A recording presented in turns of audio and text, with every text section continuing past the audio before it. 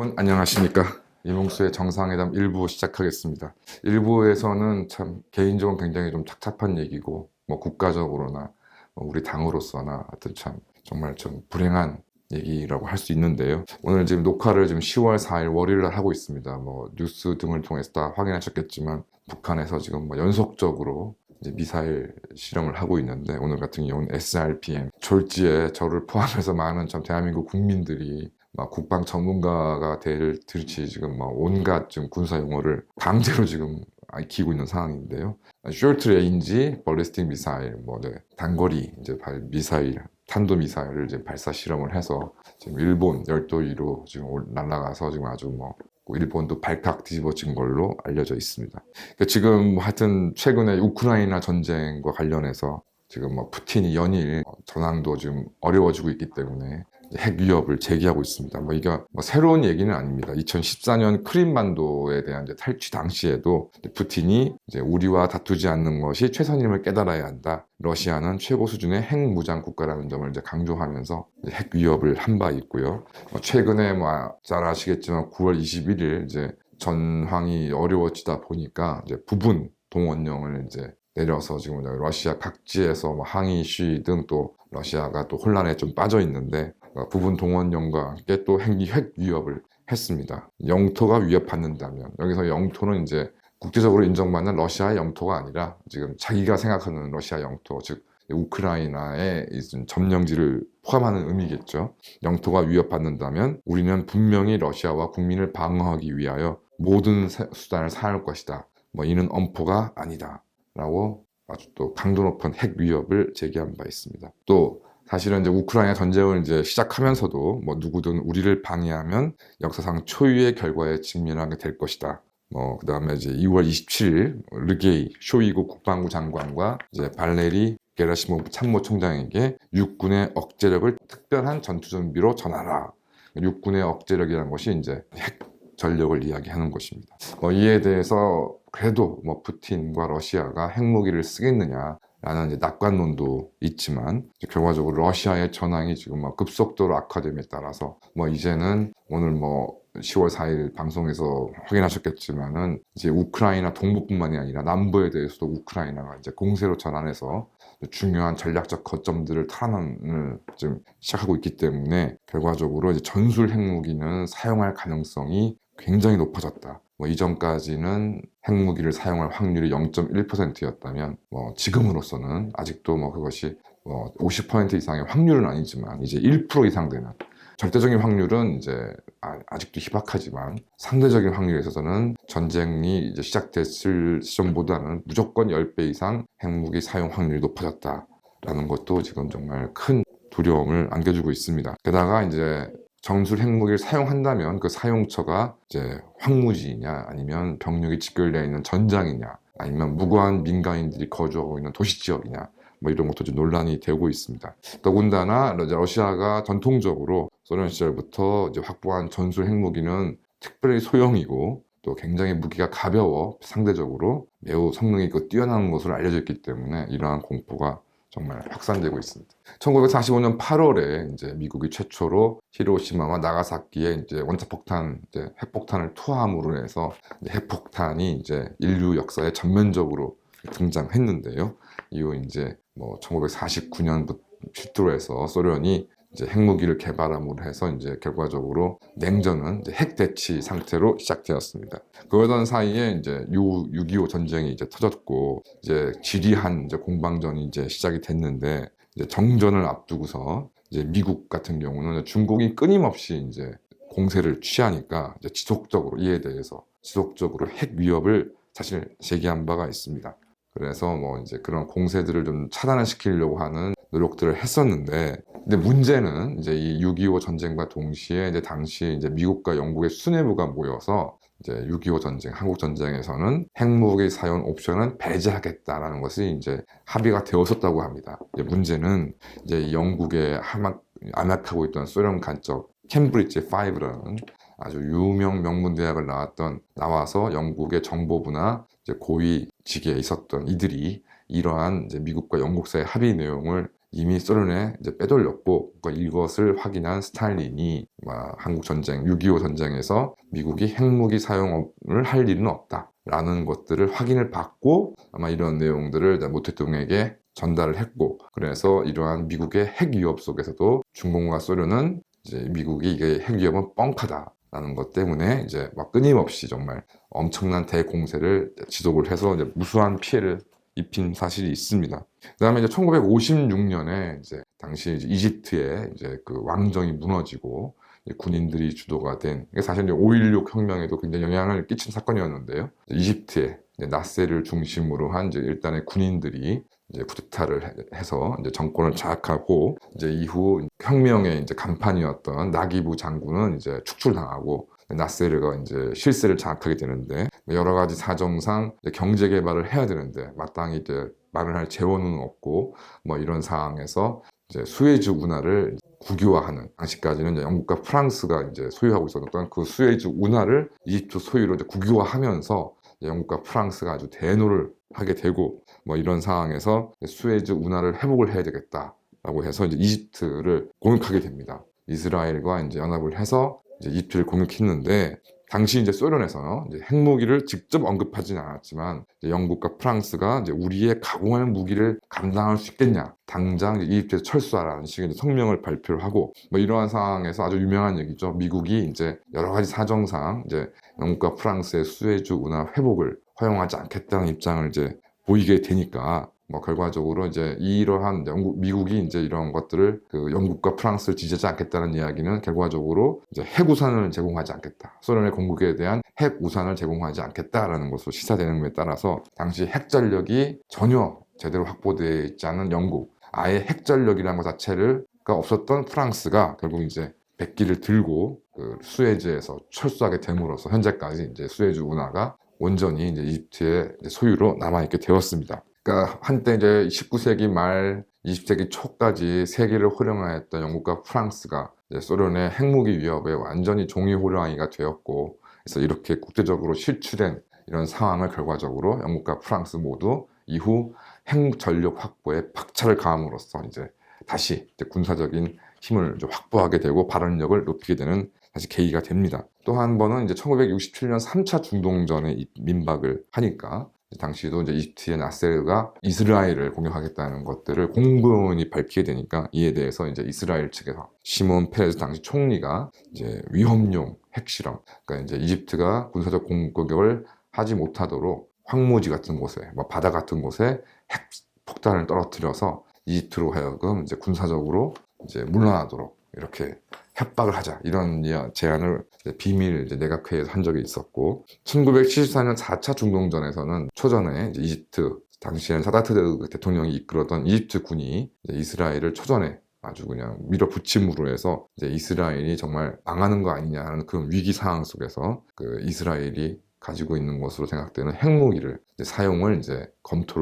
진지하게 이제 검토를 하게 되었고, 그러니까 이런 위협도 실제로 이제 이집트나 중동에 제기를 하게 되었습니다. 그러다 보니까 이제 이스라엘이 만에 하나 이제 정말 핵무기를 사용하게 된다 그러면 3차 세계대전이 이제 발발되는 것은 명백한 사실이었기 때문에, 그리고 이제 미국은 이제 그런 것들을 상황을 명분으로 해서 전폭적으로 이스라엘을 지원하게 되고, 그리고 이제 미국의 지원 등을 받은 이스라엘이 이제 전세를 역전시킴으로 해서 결과적으로는 3차 중동 전쟁에서 얻었던 이제 결과들을 많이 고수하게 되는, 지킬 수 있게 되는 그런 상황에서도 핵무기, 핵 위협이 정말 일정한 역할을 했었습니다. 현재 지금 대한민국의 상황은 어떠냐? 그래서 아직도 최근에 경항모, 중형항모 이런 항공모함 이야기가 또 언급되고 있는 것으로 보도가 되어져 있는데, 정말 우리나라 지금 현재 실정에서 대양을 확보하지 못하는, 대양을 지킬 능력도 없는 이런 대한민국이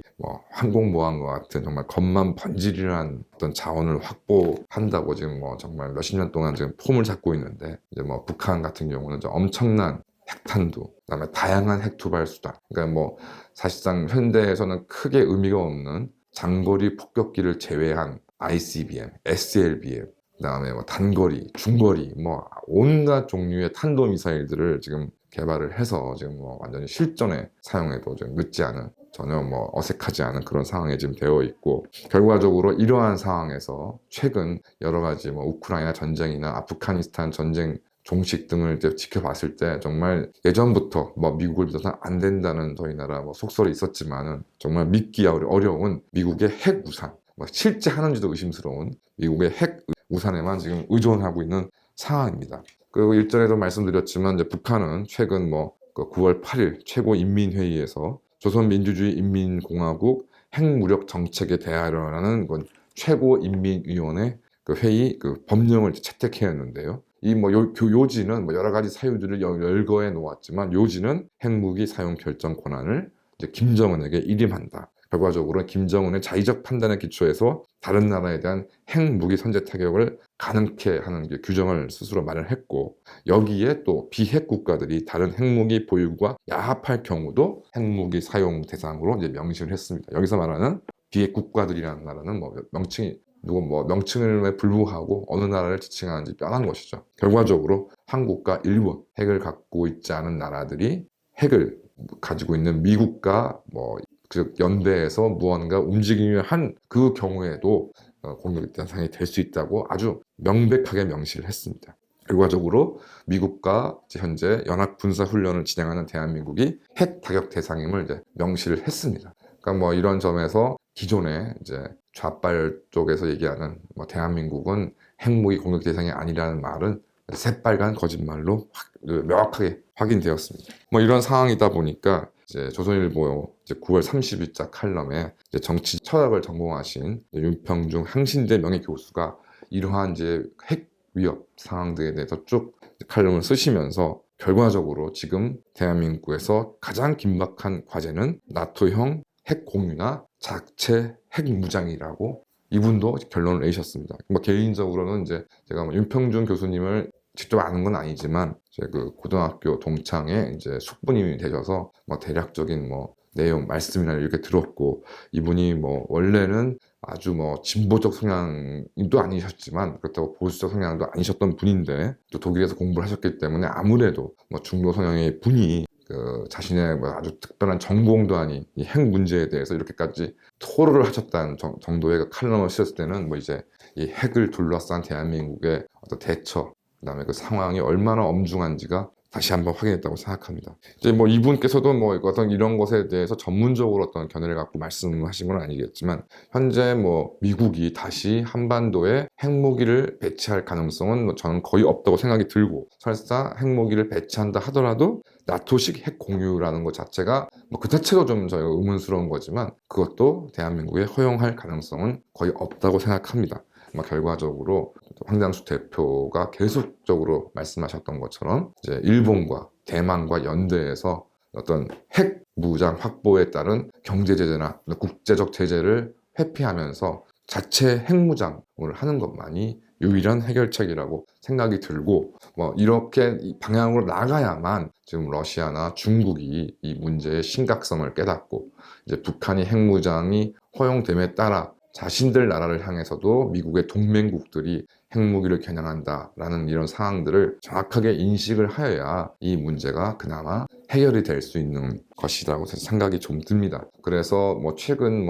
그 좌빨 쪽에서 나온 얘기지만 미국과의 어떤 협상을 두고, 경제를 두고 미국과 협상할 것이 아니라 핵무장 같은 이제 안보 사안을 두고 사실 미국과談판을 했어야 된다라는 이야기를 떠드는데요. 물론 그 말 자체가 아주 얄미운 그런 얘기를 왜 문재인 정권 시절에는 얘기 안 했는지 모르겠지만, 어찌됐건 지금 경제 논리를 가지고서 얘기할 것이 아니라 이런 경제 문제보다도 안보의 어떤 그 가장 중요한 선제 조건, 핵무장 확보에 대한 내용을 미국으로부터 좀 양보를 받는 것, 동의를 받는 것이 저도 훨씬 더 중요하다고 생각이 좀 듭니다. 돌이켜보건데 제가 이제 1971년에 이제 태어나서 1978년에 이제 당시 국민학교에 입학을 했고, 국민학교에 입학했을 때 이제 유신 체제 말기였기 때문에 아주 반공 교육이라든가 이런 것이 굉장히 좀 강하게 나왔던 거 기억이 생생하고, 월남전 패망이라던가 이제 도끼 만행 사건이라던가 이런 것들이 이제 벌어진 지가 얼마 안 됐기 때문에 학교나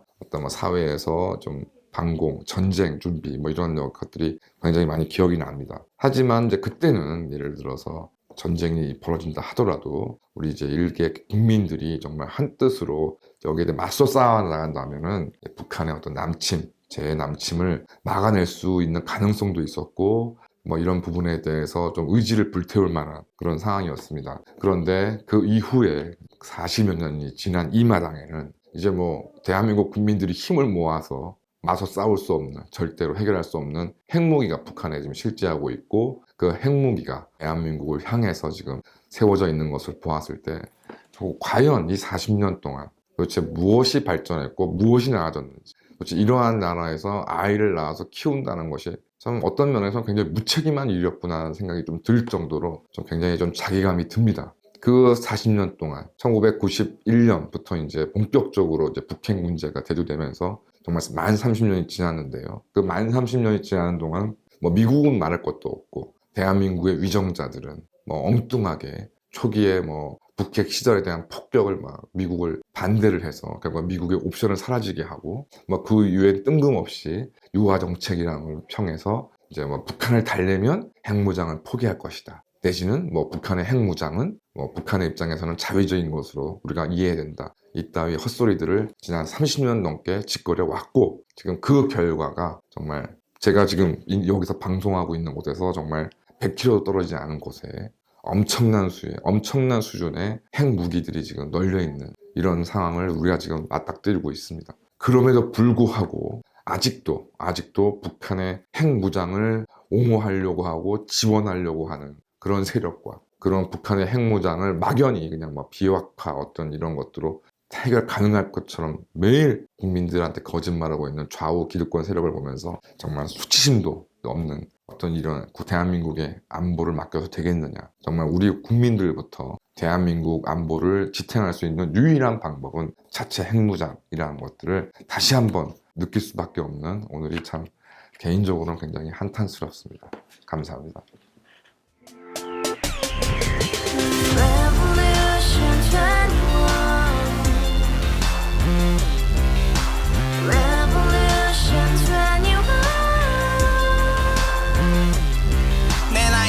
월세 30 코인 빚만 300 서울에 온 지 벌써 10년 아둥바둥 버텼지만 여전히 난 반지 하에 제왕 곰팡이 연문제약 내비랑 깡통망통 완전히 폭망 90원 창문만큼 작아진 내 꿈 연애 결혼 내 집 모든 게 헛꿈 1년 전 떠난 여친 울며 말했지 같이 써봤자 평생 가본 게 꼭꼭꼭하지 가바후스 700 나도 소유주 가바후스 700 나의 소주 택시기사 우라부지 마트 캐셔 울어무니 우리 집안 다 털어봤자 후줄 그래 개선민 내 미래 거기서 팍 끝난 거지 팍 더 이상 노력 따윈 괴물이 스펙 찾아 쌈말리 비오는 날 알바 잘려 맨날 학원 날 개쳐 발려 밤비 내리는 양화대교 홀로 걷고 있을 때 현수막에 아로 새겨진 평당 700짜리 아파트 다같이 소리 질러 혁명 21 가바후스 700 나도 소유주 가바후스 700 나의 소주 We live together in the house, brand new day, and your dream had just begun. Revolution 21, only hope and happiness. 너의 곁에 내가 영원히 함께. 지금까지 정치인들 입만 열면 찝찝찝 개소리 멍멍멍 쳐다 하면 뻥 잘난 부모 만나 잘난 학교 나오면 뭐하나 우동살이 꽉 찬 대가리 깡통 소리 텅텅 저 푸른 조원이의 그림 같은 집을 짓고 평상사천 팔면 뭐해 평생 살 수 없는 집 내 미래 내 꿈 희망 그 살아나는 집 우리의 미래 혁명 21 Revolution 21. 가바후스 700 나도 소유주 Revolution 21. 가바후스 700 나의 소주 Revolution 21. 가바후스 700 너도 소유주 Revolution 21. Yeah 가바후스 700 너의 소주 Revolution Yeah 21. 가바후스 소유주